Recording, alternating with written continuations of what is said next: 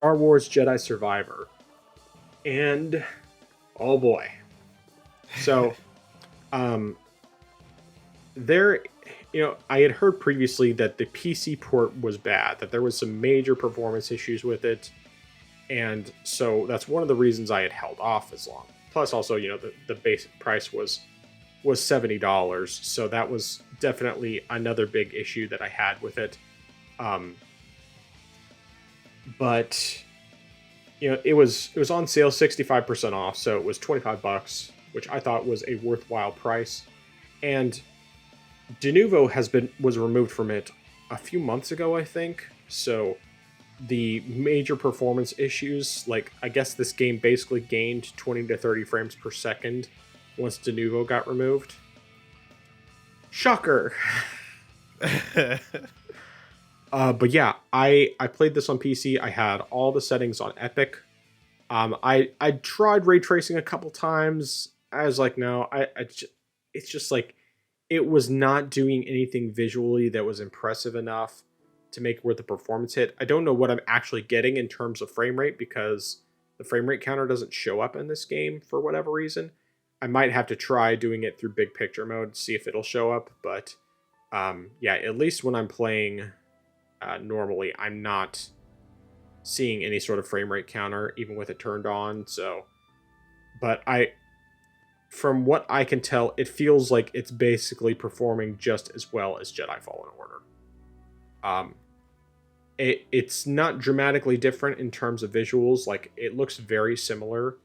And yes, I'm playing at 1080p, highest field of view, motion blur turned off, all epic visual settings, film grain turned off, things like that. But yeah, it's like I'm loving this game so far. I played probably about 7 hours because I played a bunch yesterday. Like I started yesterday evening while we were watching coverage of the election stuff, or rather listening to it. So I played that a bunch yesterday evening, and then I decided today to try installing it on the Steam Deck just because I wanted to see whether that unsupported tag was like actually legit or not, because sometimes it is and sometimes it's not.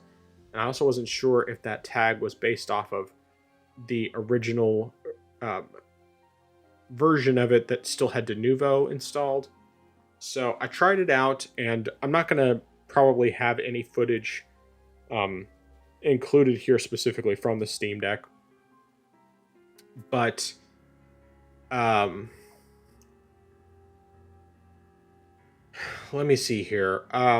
If you go with basic settings, you don't use any upscaling, you definitely don't get the best frame rate. Like, you're sometimes getting in the 20s and lower.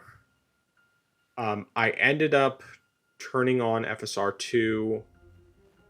I tried a couple different settings. Ultimately, I settled on balanced because there wasn't a dramatic difference in performance between performance and balance and all that. So I went with balanced, and in general, I'm getting 35 to 40 frames per second, which is good. But I have had a couple of situations where it did drop really low and drop down into like the 20s. And I mean, like, it's extremely rare. Even in combat, it doesn't happen. It's happened, like, there was one cutscene I had where it dropped down like 15 frames per second, and it was like, this is painful. And I had a couple spots otherwise where like it would drop down briefly and then it would increase, and during those situations it ended up being like not a big deal because I could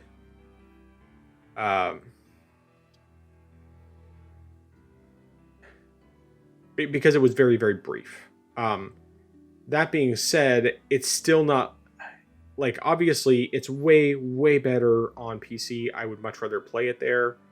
And so I haven't fully decided if I'm going to keep it installed on the Steam Deck, because it's like most of the time the performance is good enough to where I can deal with it, the little bit of occasional issues because it's fine most of the time. But then also I'm kind of like, okay, well, this game's over 120 gigs.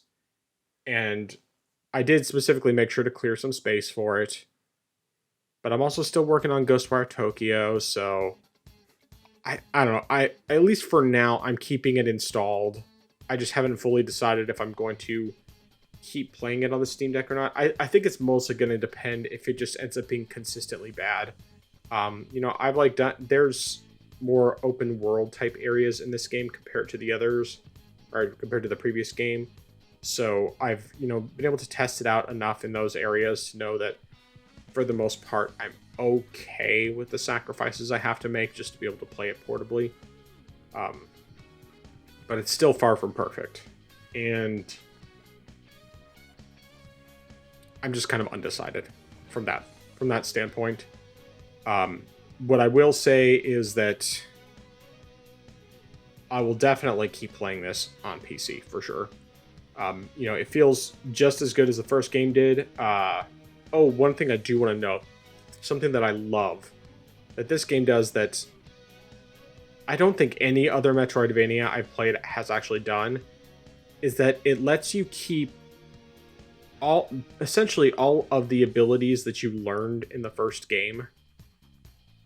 And it's not like your skill tree carries over or anything, but like all the powers and stuff that you had in the first game, you have them from the get-go in this game. You don't like lose them. I mean, there are some like specifically like lightsaber skills and everything that are not as essential that you would have to relearn, but it's not like typical Metroid game where you'll lose your ability to do like key things that normally you would be able to do. Because like I have my force push and pull and the abilities that my droid had previously, and a bunch of other stuff that I did not, or that I had to work through the previous game in order to get. And I didn't lose any of that stuff, which was pretty nifty. Let's see, what else was I gonna say? Oh, so this is more just kind of an interesting thing. So there's an optional boss fight that I came across against a Rancor. And in case for anyone who either doesn't remember what a Rancor is or can't think of it off the top of your head, whatever, the Rancor is that big giant thing from Return of the Jedi that was in Jabba's pit below his palace that tried to eat Luke, and then Luke ended up crushing with the gate, like driving the gate through his skull. But anyway, so you can fight this thing. It's completely optional.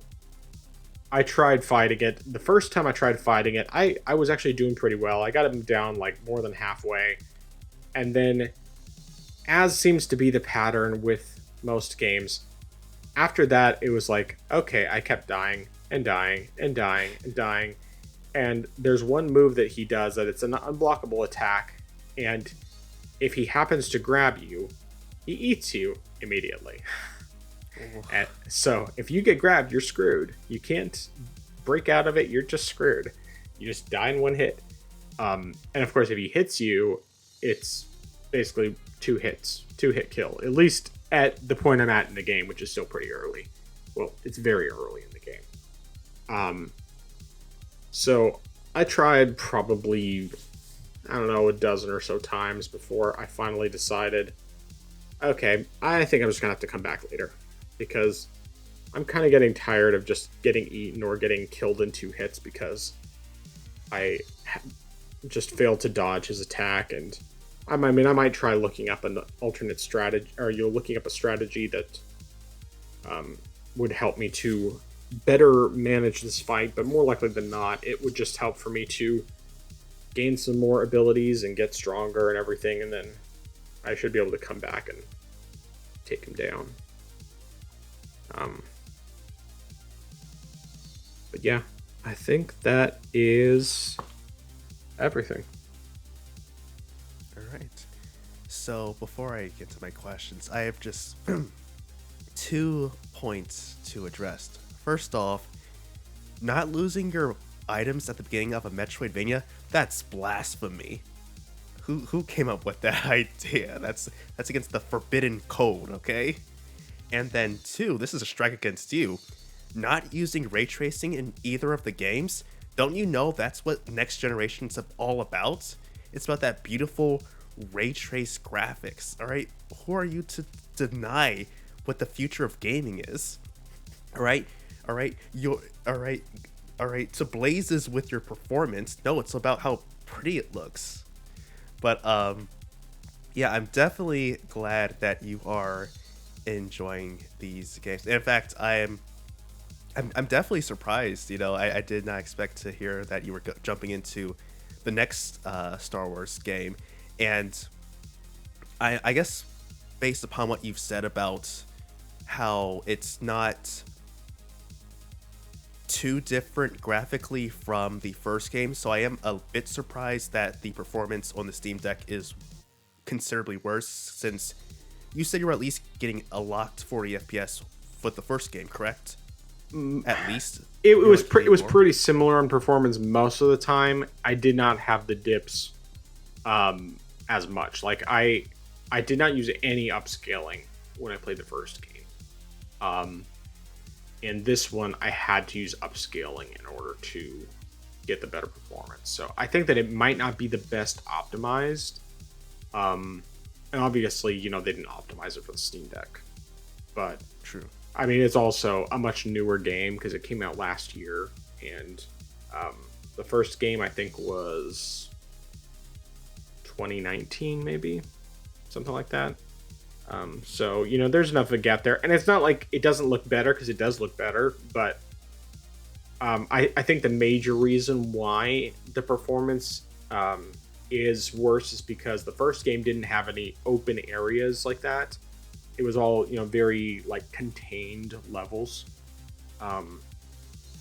Like more of a typical Metroidvania, you know, where you have... You might have some quote-unquote expansiveness, but it's still like a very contained map, and it's much less so in this game. This game has much more open areas to walk around.